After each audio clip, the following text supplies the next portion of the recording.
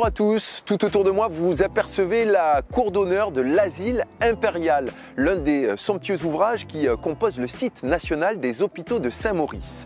Alors imaginez, nous sommes à 2 pas de Paris et pourtant ici au XVIIe siècle, nous sommes à la fois en pleine campagne et au cœur du bois de Vincennes. Déjà, le site accueille des malades mentaux et depuis ce lieu est devenu indissociable de l'histoire de la psychiatrie française. Alors, on voulait vous convier à faire un petit voyage dans le temps, suivez le guide.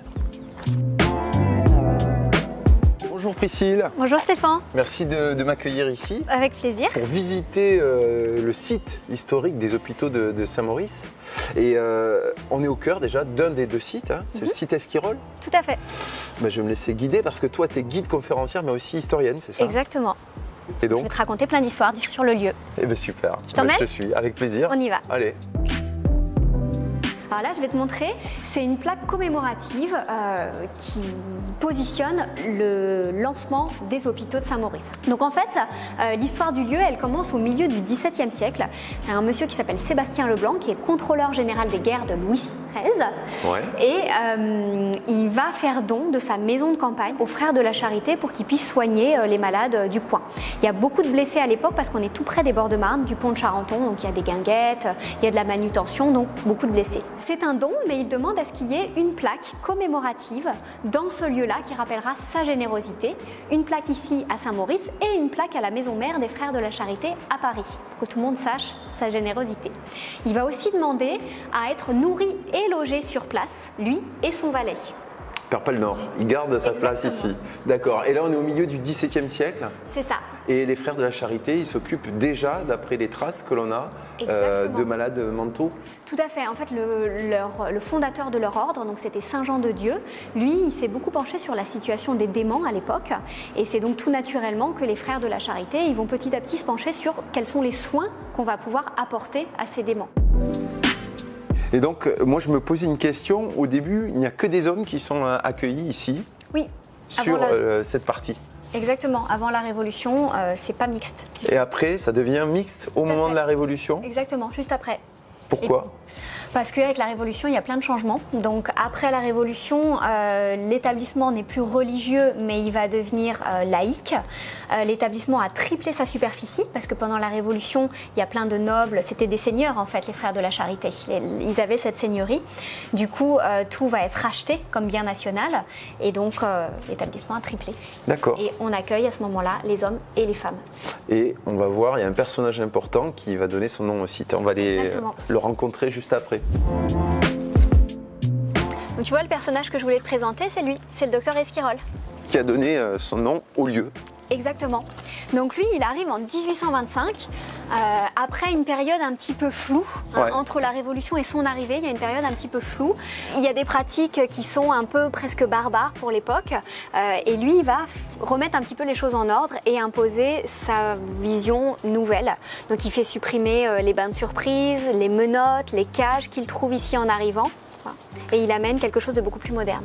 Et il y a un autre lieu, je crois, qui symbolise tout l'apport d'Esquirol. Hein. Tout à fait. Je t'emmène? Ok, ça marche.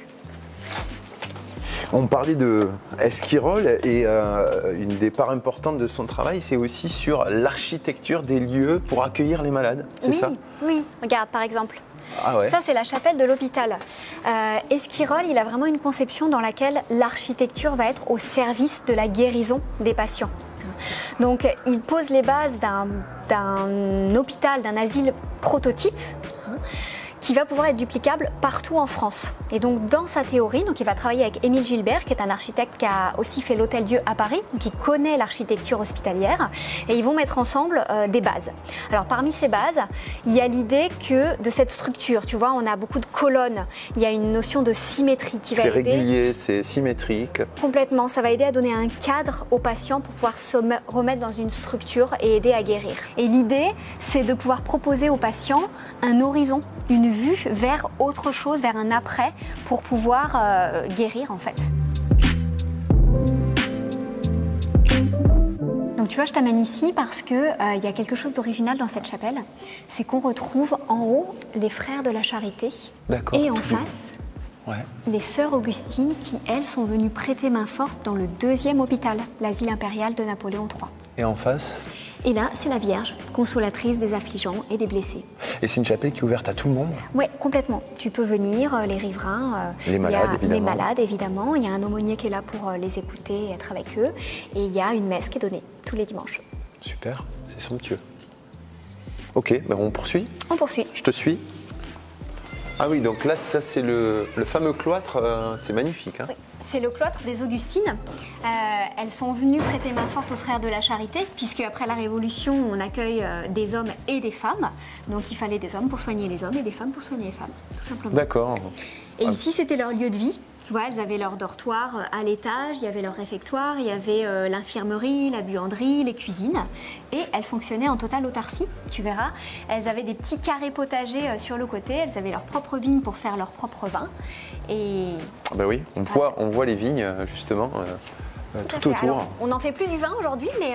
Enfin, on voit quand même les grains de raisin qui apparaissent. Et là, c'est les fameux carrés qui servaient effectivement pour le potager de ces dames. Complètement. Et du coup, ils ont transformé les carrés potagers en verrières pour éclairer les salles de cours. Eh ben, c'est génial. Bon, et puisqu'on a parlé de raisin tout à l'heure, ça t'a pas donné soif?